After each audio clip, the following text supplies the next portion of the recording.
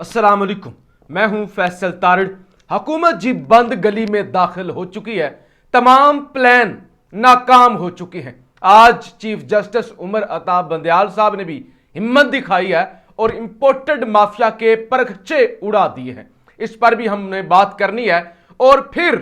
حکومت اس وقت بے بس ہے، عمران خان کے خلاف کون کون سے پلان نہیں بنائے،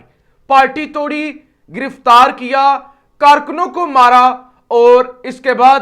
اب ان کا پلان جو آخری پلان تھا، جو حتمی پلان تھا، جس کا پچھلے دنوں جاوید چودھری نے ذکر کیا تھا۔ جاوید چودھری نے کہا تھا کہ عمران خان کے لیے اس وقت جو ریڈ لائن ہے، جو عمران خان کو چیز توڑ سکتی ہے اور 80% عمران خان کو فارغ کر سکتی ہے، وہ ہے بشرا بی بی، کہ بشرا بی بی کو گرفتار کر لیا جائے، بشرا بی بی کو اٹھا لیا جائے۔ اس سے عمران خان جتنا ٹارچر ہوگا نا، اتنا عمران خان فواد چودھری، شیری مزاری یا باقی لوگوں کے پارٹی چھوڑنے سے بھی ٹارچر نہیں ہوا۔ تو لہٰذا اب حکومت بشرا بی بی کو گرفتار کرے گی، عمران خان ٹوٹ جائے گا۔ عمران خان کی جان ہے بشرا بی بی کے اندر، بشرا بی بی ایک ایسا طوطا ہے، اس کی گردن مروڑی تو یہ ہوگا تو وہ ہوگا۔ یہ ساری بےہودگی کی گئی، یہ سب کچھ لکھا گیا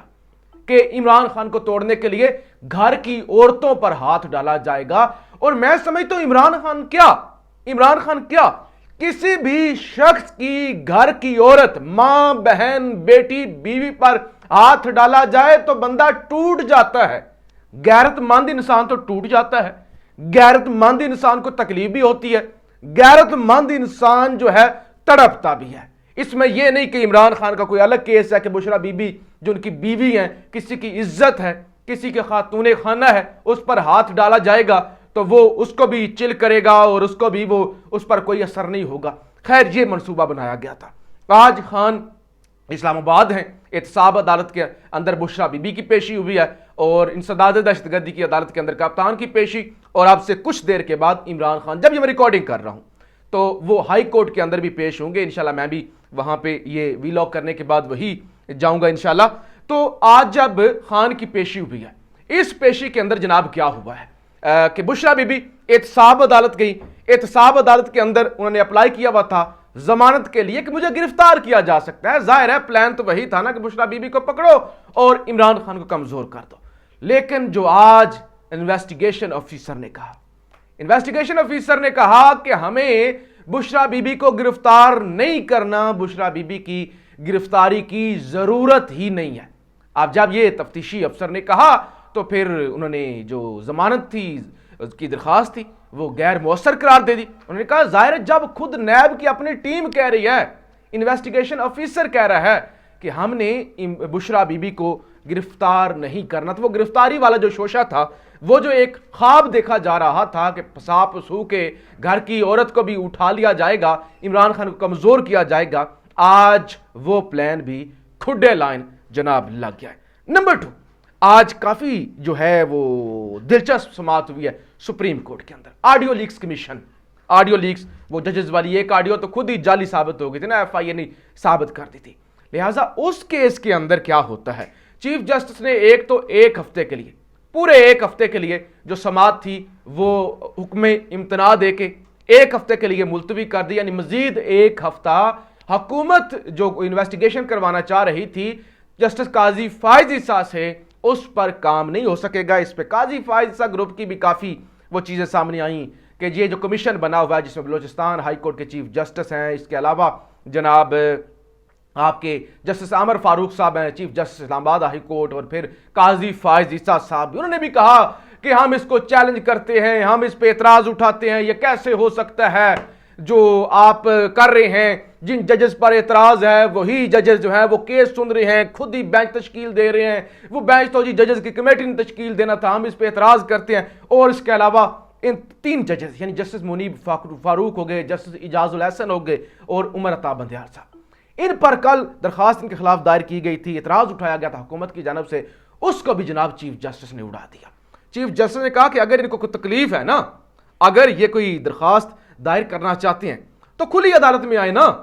نے کہا کھلی عدالت میں آئیں، درخواست دائر کریں، اس طرح نہیں ہوگا۔ یہ خبر بڑی اہم ہے، وہ بھی میں آپ کے سامنے جو ہے وہ رکھ دیتا ہوں۔ چیف جسٹس نے کہا کہ کھلی عدالت میں آئیں۔ اس طرح یہ جو آپ کر رہے ہیں نا وہ بالکل نہیں ہوگا۔ رجسٹرار نے اس پر بھی اعتراض جو ہے وہ عائد کیا، اور حکومت کی وہ جو ایک کوشش تھی کہ ججز پر اعتراض اٹھا دیتے ہیں یا پھر کمیشن سے اعتراض اٹھوا لیتے ہیں یا کسی طرح سے ان تینوں ججز کو مائنس کر دیتے ہیں تو ہمارا کام چل جائے گا، چیف جسٹس نے اس درخواست کو اٹھا کے ردی کی ٹوکری میں پھینکا۔ قاضی فائز عیسیٰ گروپ کے جو اعتراضات تھے ان کو بھی اٹھا کے ردی کی ٹوکری میں پھینکا، اور ایک ہفتے کے لیے جناب انہوں نے سماعت ملتوی کر دی، اور حکم امتناع اب ایک ہفتے کے لیے آ چکا۔ یہ ایک معاملہ ہو گیا۔ تیسرا جناب پشاور ہائی کورٹ نے 3 MP او، یہ جو MP او کا قانون ہے 16 MP او 3 MP او، بغیر کسی کیس کے، بغیر کسی پرچے کے، کسی طرح کی شکایت کے آپ ڈی سی کے حکم پہ کسی کو بھی اٹھا لو، پھر اٹھا لو، پھر اٹھا لو، یعنی جتنی دفعہ دل ہے اٹھا لو، کوئی آپ کو کہنے والا نہیں ہے۔ پشاور ہائی کورٹ نے اس قانون کو ہی کالعدم قرار دے دیا ہے، اور اس کیس کے تحت جتنی پاکستان کے اندر گرفتاریاں ہوئی ہیں انہوں نے ان کو رہا کرنے کا حکم دے دیا ہے۔ تو یہ بھی ایک جو ہے وہ بڑا جھٹکا ہے۔ اس سے ذرا بڑا جھٹکا جو ناتھن پورٹر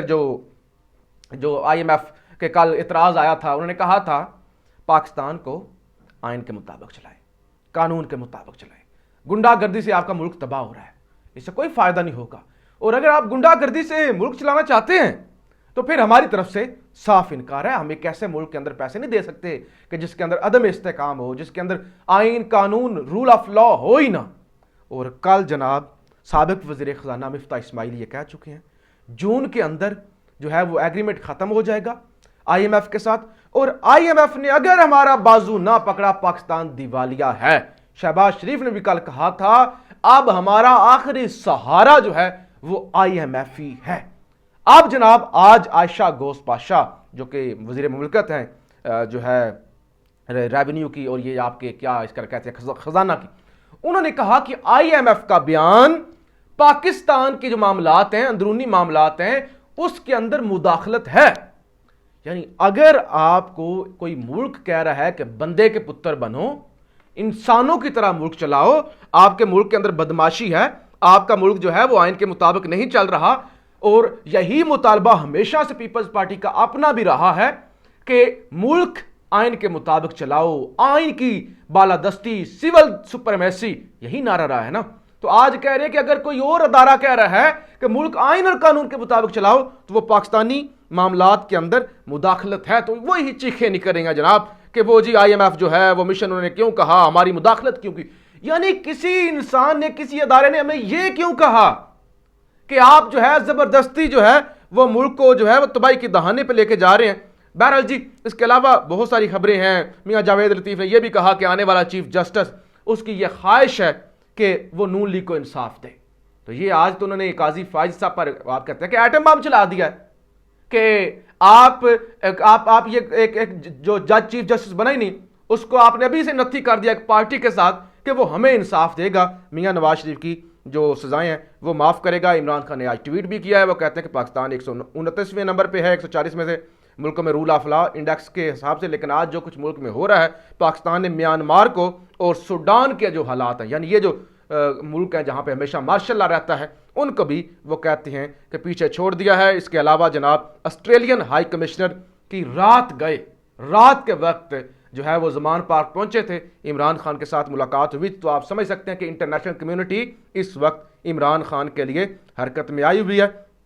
اور عمران خان جو ہے وہ بڑی سٹرونگ جو ہے وہ اس وقت لابنگ کر رہے ہیں۔ عمران خان سرخ رو ہو رہے ہیں، اور امپورٹر جو ہے وہ معیشت کے اعتبار سے، اپنے گھٹیا پلانز کے حساب سے، عدلیہ کو دبانے کے حساب سے، ہر لحاظ سے برباد ہوتی جا رہی ہے، ناکام ہوتی جا رہی ہے، اور عمران خان سارے پریشروں کے باوجود سرخ رو ہوتے ہوئے نظر آ رہے ہیں۔ اپنی رائے کا اظہار ضرور کیجیے گا۔ پاکستان زندہ باد۔